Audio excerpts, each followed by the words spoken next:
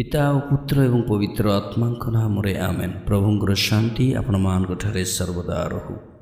प्रिय बंधुगण, आज आम धर्म सहित दीक्षा गुरु जहन विषय शिक्षा करवा।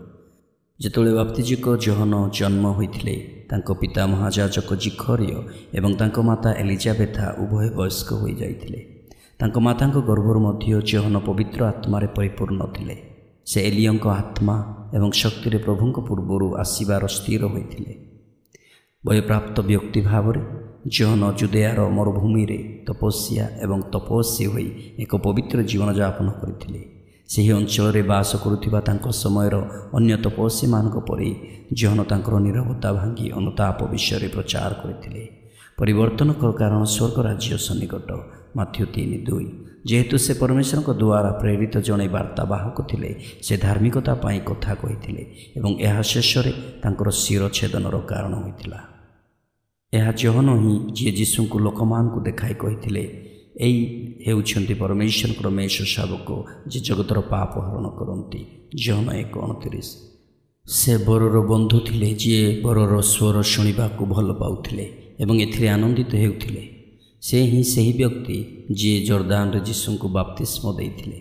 साधु दीक्षा गुरु जहन प्रत्येक दृष्टि ख्रीष्टों अग्रदूत थे, यथा तांकर जन्म, सुसमाचार प्रचार एवं मृत्यु। से परमेश्वर मेष शावक को देखाई किंतु से निज आवेगतार मेष शावकों आगू जाइथिले। से न्याय एवं सत्य पाई शहीद होई मृत्युवरण करथिले।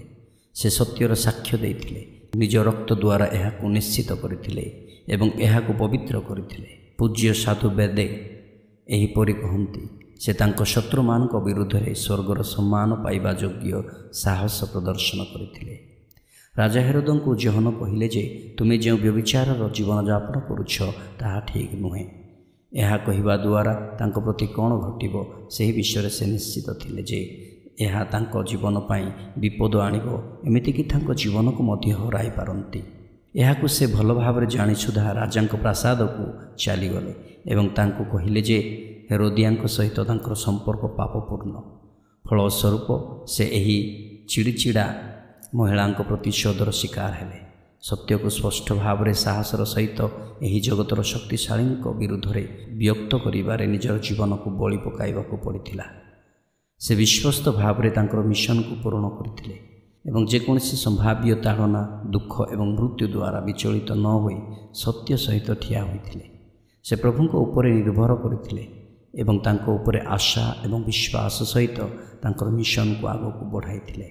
जहन को जड़े पवित्र व्यक्ति भाव में चिन्नी एवं खुशी रे तांको कथा शुणा सत्वे हेरोद अग्रिपा तांको वार्तार विचलित होइथिले। निजको निज विरुद्ध में विभाजित जड़े व्यक्ति उदाहरण हेरोद अटंती। तेणु जहन को मृत सागरर पूर्व दिगरे माखाएरस दुर्गरे कारागार से बंदी कर रखिले, जोठारे से तांको अवैध पत्नी हेरोदिया सहित छुट्टी काटुथिले। ज्योतिर साक्ष्य देवाक आसीथिबा जहन 1:8 यहाँ एक अंधकार कोठरी शिकुड़ी बांधि रखा जाइथिला। तथापि हेरोद तांको भୟରେ धरिथिले, सम्मानर सहित व्यवहार करथिले एवं तांको शिष्य मानकु तांको सहित साक्षात करबाक अनुमति देइथिले। ऐतिहासिक फ्लावियस उल्लेख करती, कारण से रोम रे तालीम प्राप्त होइथिबारु से एही काल रे जणे विशेषज्ञ थिले। से दर्शाती हेरोदों जन्मदिन रे हेरोदिया झील सालोमी बहुत भल नृत्य करथिला। एही नाचरे हेरोद मनमुग्ध होई शपथ करथिले। यार सुजोग नहीं तांको माँ तार माध्यम रे बाप्तिजक जहन मुंड दाबी कले। यह हेरोदों बहुत दुखित करथिला, किंतु न्याय अपेक्षा मानव सम्मान द्वारा अधिक परिचालित होई से राजी होइथिले। तेणु कारागार रे दीर्घ समय धरी जंत्रणा भोग करिबा परे जहन रक्त द्वारा साक्ष्य देई तांको मिशन को समाप्त कले। एही खबर जहन शिष्य माने जीशु को जणा कले। से मानक मध्य प्रेरित जहन एवं आंद्रिय थिले। प्रभु निजे कहिथिले जे नारी गर्भजात मध्य दीक्षा गुरु जहन ठारू अधिक महान व्यक्ति कहीं नाहांती। माथ्यू 11:11। तांकर कारादंड एवं शिरछेदन घटनाटी जिहुदी ऐतिहासिक जोसेफ फ्लावियस द्वारा तांको कृतिर 18तम पुस्तक जूइश आर्कियोलॉजी बा जिहुदी प्रत्नतत्व लिपिबद्ध होइछि। प्रभु अग्रदूतों शहीद हेबार स्मारकी समारियार एक समाधि गृह उत्सर्गरु आरंभ हुए ଯେଉଁଠାରେ ଚତୁର୍ଥ ଶତାବ୍ଦୀର ମଧ୍ୟଭାଗରେ ତାଙ୍କ ମସ୍ତକକୁ ସମ୍ମାନ କରାଯାଉଥିଲା। ପଞ୍ଚମ ଶତାବ୍ଦୀରେ ଏହା ଜେରୁସାଲେମରେ ଚିରସ୍ମରଣୀୟ ହୋଇ ରହିଲା ଏବଂ ପୂର୍ବର ସମସ୍ତ ଧର୍ମମଣ୍ଡଳୀକୁ ବ୍ୟାପିଗଲା।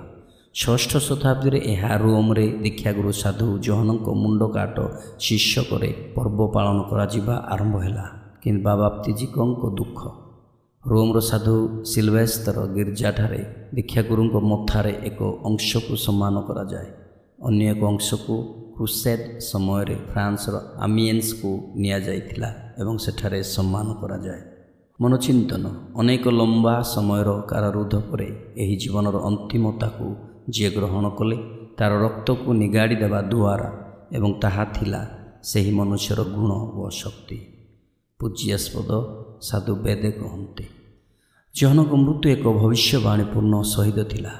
ଆସନ୍ତୁ ଆମେ ତାହାଙ୍କୁ ଆମ ପାଇଁ ମଧ୍ୟସ୍ଥତା କରିବାକୁ ଅନୁରୋଧ କରିବା, ଯାହାଦ୍ୱାରା ଆମେ ସୁସମାଚାରର ସାକ୍ଷ୍ୟ ଦେବା ଏବଂ ନ୍ୟାୟ ତଥା ସତ୍ୟ ପାଇଁ ଠିଆ ହେବା ପାଇଁ ଉଦାର ଭାବରେ ନିଜକୁ ସମର୍ପିତ କରିବାର ଅନୁଗ୍ରହ ପାଇପାରିବା।